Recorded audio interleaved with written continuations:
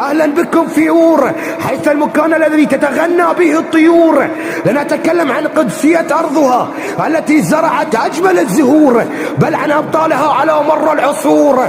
كيف لا وأفواه رجالها شربت من ماء الفرات المنصور. ها هي ذي قار صاحبة الفعل وقت الحصار، ذئب في الليل أسد في النهار. ها هي ذي قار شخص قاتل الإنجليز بالمغوار، شعبها رفض الظلم والاستعمار. حبيبة الناصرية أرض الدول الحضارية، أرض العصور الأثرية. حبيبة الناصرية أرض المواهب الإنسانية، أرض الصوت والبحور الشعرية. ليس عن الوقت لأذكر الإنجازات، فهي من عرائس الفرات الجميل. الأهوار تعد أحد أبنائها المميزات.